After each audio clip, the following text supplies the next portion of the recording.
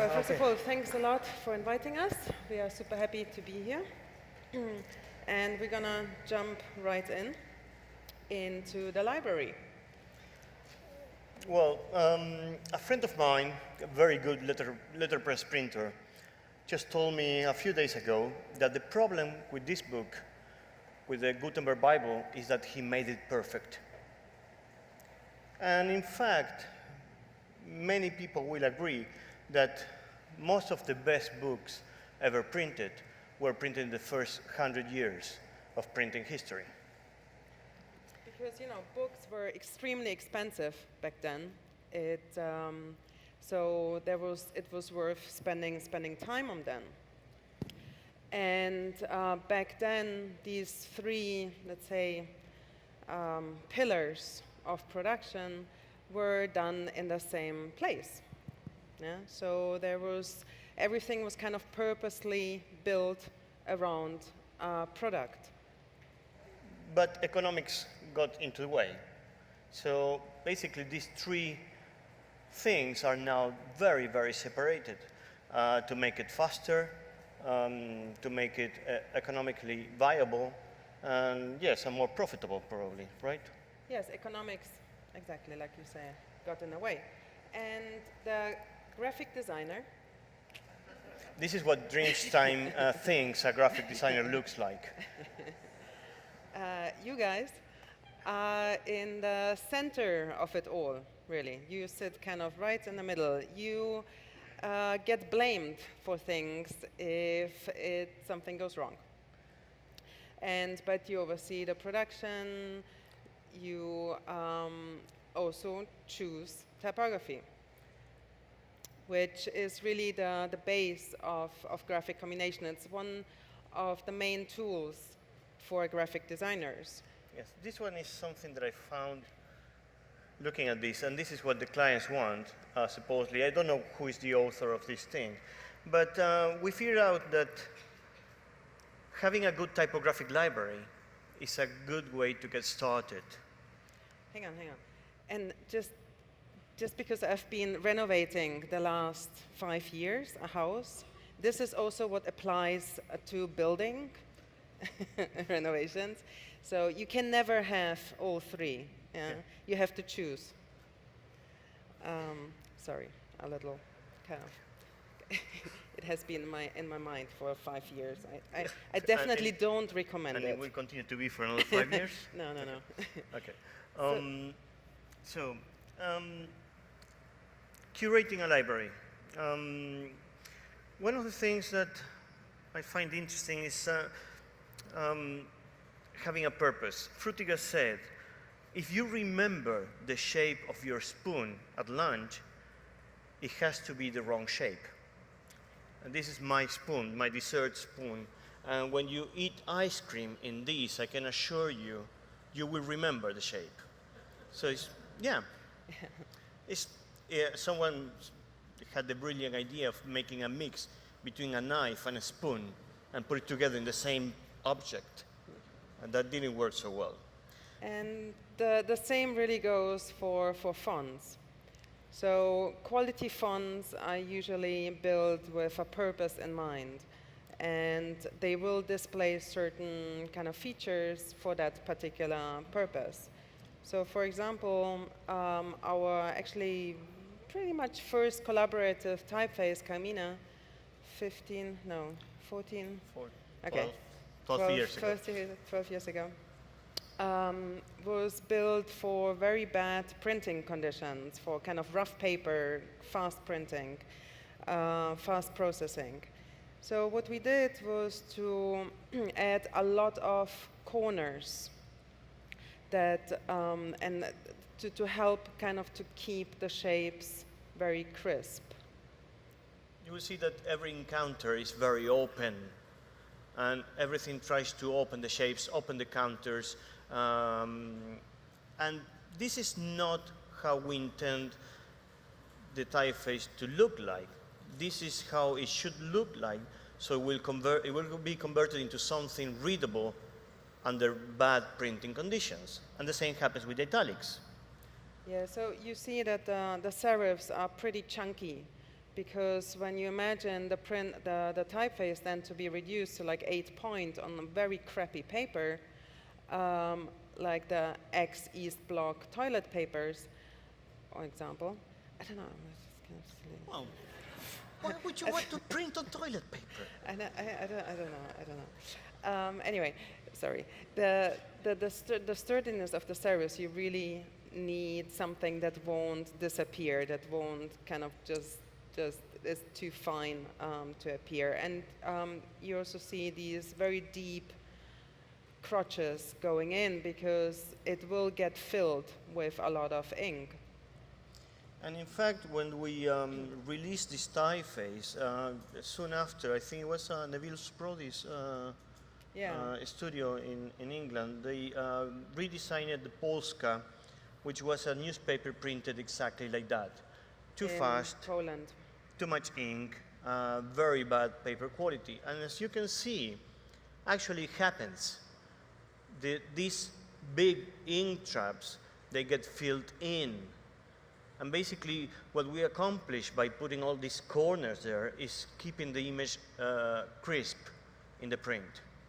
And the same, this one was just a small letterpress project by a friend of mine in Denver. So this kind of also begs the question, how many fonts do we actually need? And more is not always better, or bigger is not always better. So we tend to recommend starting small. A typeface library should be something that you know very well. You should know pretty much every typeface that you have. You have to have used it before, and so on.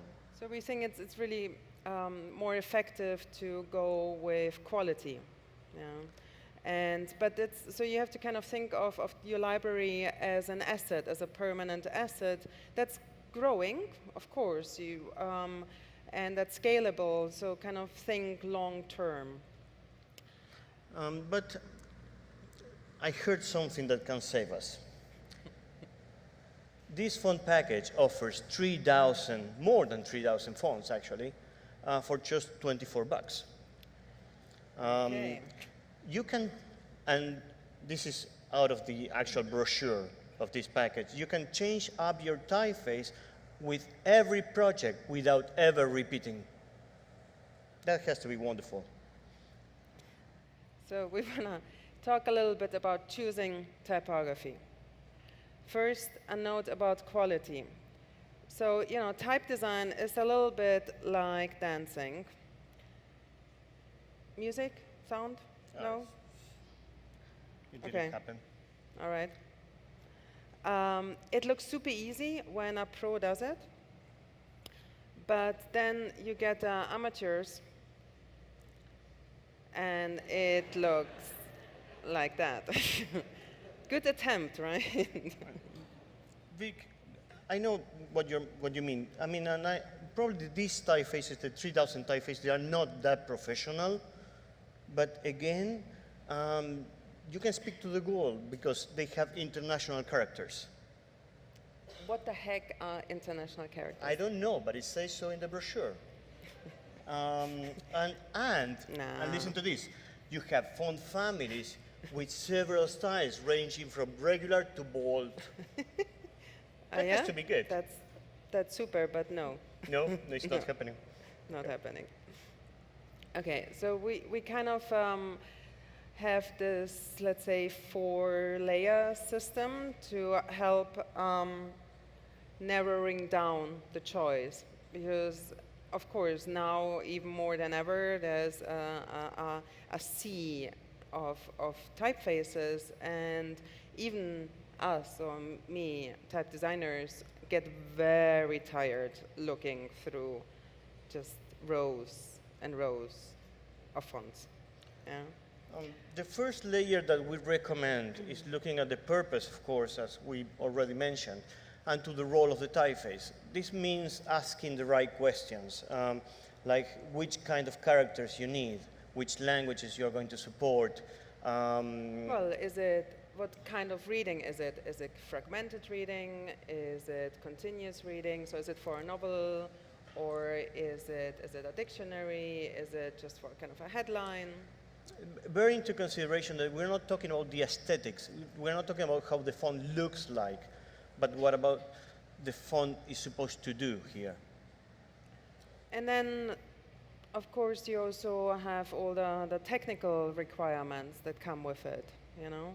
So where will this type family actually be used? Is it going to be, like today, it's very often the case, digital?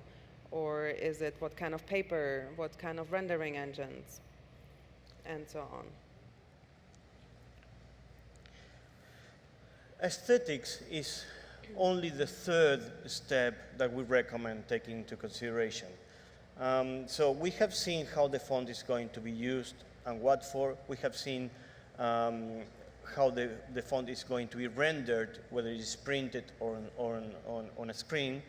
And the third one is aesthetics. And here, it is important that it's appropriate for the contents and that it works well with the rest of the fonts and the rest of the images in the application. So that kind of, you imagine to ask, how loud is the face? Yeah? What kind of mood am I transporting with this? What do I want to achieve for the reader, the user to experience? And finally, of course, budget. It is not easy to work with a tight budget, but there are things that can be accomplished. Our advice is that in any case, if you're unsure about any of these planes, any of these layers that we're mentioning, that you reach out to a foundry, reach out to a typographer who can help you figuring these things out. So yeah, so when you have, let's say, these 4 parameters, you can actually narrow down your choice to a short list. And if you're unsure, you can always buy 3,000 fonts for $24. And I have some good news. The version number 5, and I'm kidding you not here, includes 25 new premium families, including Creep Fest, Sweet Apples, and Blue Dwarf. Blue Dwarf must be amazing. Yes. I definitely want to see that one. Okay, let's move on. So, of course, in most pieces, you will need more than just one typeface. But sometimes, you know, economy is a good thing, and you just want perhaps one. This is quite a good example. This, however, It's not. I mean, okay, but all right, but it should really kind of match the content, you know? I don't know. I mean, all these fireworks.